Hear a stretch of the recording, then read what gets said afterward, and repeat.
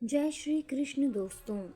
आज हम आपके लिए भगवान श्री कृष्ण की लीलाओं के अंतर्गत 37वां अध्याय लेकर प्रस्तुत हैं, जिसके अंतर्गत असुर केशी एवं व्योमासुर के उद्धार का वर्णन किया गया है। कंस का निर्देश पाकर असुर केशी ने एक भयंकर अश्व का रूप धारण कर लिया। उसने वृंदावन के क्षेत्र में मन की गति से प्रवेश किया। उसकी बड़ी सी अयाल उड़ रही थी एवं उसके खुर धरती को कुरेद रहे थे। वह हिनहिनाने लगा और संपूर्ण जगत को भयभीत करने लगा। श्री कृष्ण ने देखा कि वह असुर अपनी पूंछ को एक विशाल मेघ की भांति हवा में घुमाकर एवं अपनी हिनहिनाहट से सभी वृंदावन निवासियों को भयभीत कर रहा है। श्री कृष्ण समझ गए कि वह असुर उन्हें युद्ध के लिए चुनौती दे रहा है। भगवान ने उसकी चुनौती स्वीकार कर ली और असुर केशी के सम्मुख खड़े हो गए। जब उन्होंने उसे युद्ध के लिए ललकारा तो वह अश्व सिंह गर्जना के समान भयंकर शब्द करता हुआ श्री कृष्ण की ओर अग्रसर हुआ। केशी भगवान की ओर वेग से दौड़ा। उसके जबड़े पूरी तरह खुले थे, मानो वह सारे आकाश को निगल जाएगा। अपने शक्तिशाली उग्र एवं शिला की भांति कठोर पैरों से उसने श्री कृष्ण को कुचलने का प्रयास किया, किंतु श्री कृष्ण ने तत्क्षण उसके पैरों को पकड़ लिया और इस प्रकार उसे व्यग्र कर दिया। कुछ क्रोधित होकर श्री कृष्ण निपुणता से उस अश्व को चारों ओर घुमाने लगे। कुछ प्रदक्षिणाओं के पश्चात उन्होंने उसे इस प्रकार 100 गज दूर फेंक दिया जैसे गरुड़ एक विशाल सर्प को फेंकता है। श्री कृष्ण द्वारा फेंके जाने पर वह अश्व तत्काल चेतना शून्य हो गया, किंतु कुछ काल पश्चात उसकी चेतना लौटी और अत्यंत क्रोध एवं उग्रता से वह फिर श्री कृष्ण की ओर दौड़ा। इस बार उसका मुख खुला हुआ था। जैसे ही केशी उनके निकट आया, उन्होंने अपना बायां हाथ अश्व के मुख में डाल दिया। ऐसा लगता था जैसे एक बड़ा सर्प किसी खेत के नींव में घुस गया हो। अश्व को इससे अत्यंत कष्ट हुआ, क्योंकि उसे श्री कृष्ण का हाथ तप्त लोह शिलाका के समान प्रतीत हुआ। तत्क्षण उसके दांत बाहर गिर पड़े। श्री कृष्ण का हाथ उस अश्व के मुख में विस्तार पाने लगा और केशी का कंठ अवरुद्ध होने लगा। जैसे जैसे उस विशाल अश्व की सांस अवरुद्ध होने लगी, उसके शरीर में पसीना आने लगा। वह अपने पैर इधर उधर फेंकने लगा। उसकी अंतिम सांस घुटने के साथ ही उसके नेत्र पथरा गए एवं उसने एक साथ मल मूत्र त्याग दिया। इस प्रकार उसकी प्राण शक्ति समाप्त हो गई। अश्व के मरने पर उसका मुख शिथिल हो गया और श्री कृष्ण ने अत्यंत सरलता से अपना हाथ बाहर निकाल लिया। उन्हें इतनी सरलता से असुर के प्राणांत होने पर कोई आश्चर्य नहीं हुआ, किंतु आकाश में देवगण चकित हो गए और अपना अत्यंत आभार व्यक्त करने के लिए उन्होंने पुष्प वर्षा के द्वारा श्री कृष्ण का अभिनंदन किया।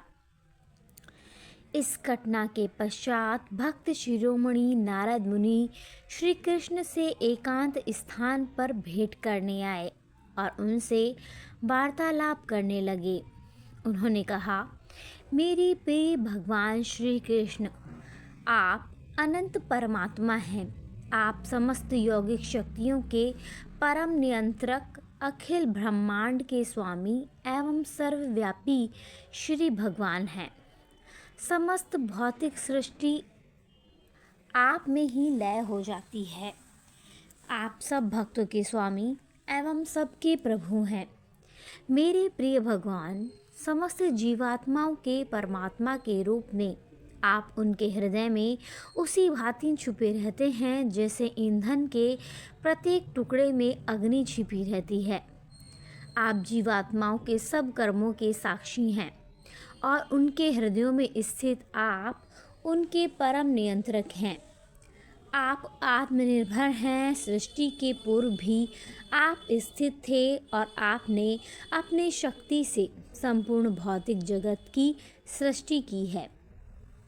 आपकी पूर्ण योजना के अनुसार प्रकृति के गुणों की क्रिया प्रतिक्रिया के द्वारा इस भौतिक जगत की सृष्टि हुई है। आप ही के द्वारा इसका पालन होता है और आप ही के द्वारा नाश होता है। यद्यपि आप इन सब गतिविधियों से अप्रभावित रहते हैं, तथापि आप ही शाश्वत रूप से परम नियंत्रक हैं। मेरे प्रिय भगवान, आपने इस विश्व में केवल उन तथाकथित राजाओं को मारने के लिए अवतार लिया है जो वास्तव में असुर हैं। ये राक्षस राजकुमारों के वेश में लोगों को छल कर रहे हैं। आपने अपना यह वचन पूर्ण करने के लिए इस धरती पर अवतार लिया है। आप केवल धर्म की रक्षा एवं अवांछित दुष्कर्मियों के संहार के लिए ही इस भौतिक जगत में आते हैं।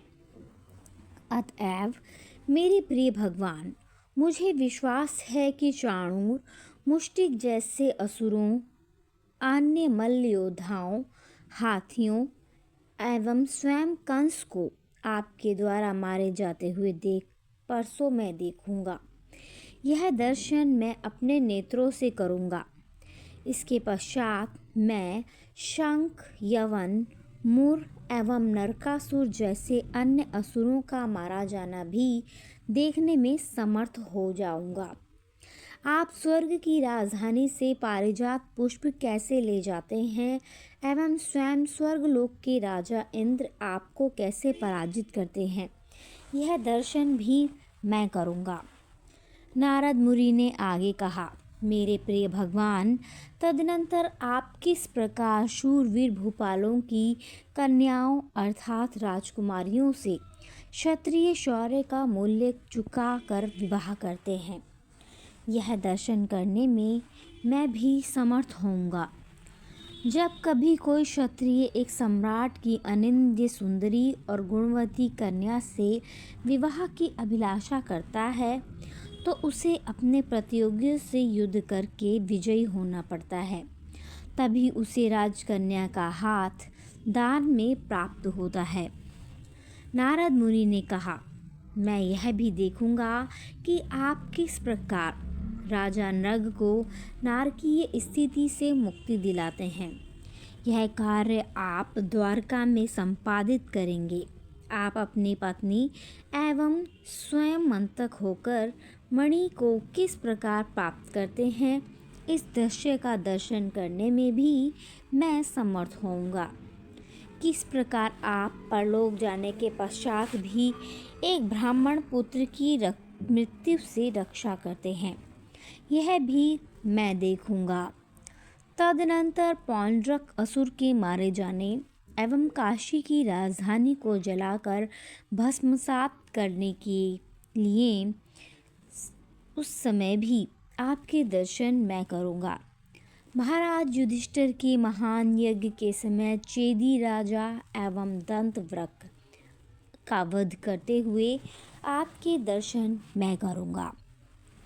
इनके अतिरिक्त भी आपके द्वारकावास के काल में आपके अनेक शौर्यपूर्ण कार्यों के दर्शन करना मेरे लिए संभव होगा। आपके अनुग्रह से संपादित इन सब लीलाओं का सारे विश्व में महान कवियों द्वारा गान किया जाएगा। कुरुक्षेत्र के युद्ध में आप अपने मित्र अर्जुन के सारथी रूप में भाग लेंगे एवं अजेय मृत्यु के अवतार शाश्वत महाकाल के रूप में आप वहां एकत्र समस्त योद्धाओं का नाश कर देंगे। मैं अत्यंत विशाल सेनाओं को रणभूमि में मारे जाते हुए देखूंगा। मेरे भगवान, मैं आपके चरण कमलों में सादर प्रणाम अर्पित करता हूँ। आप पूर्ण रूप से पूर्ण ज्ञान एवं आनंद की दिव्य स्थिति में अवस्थित हैं।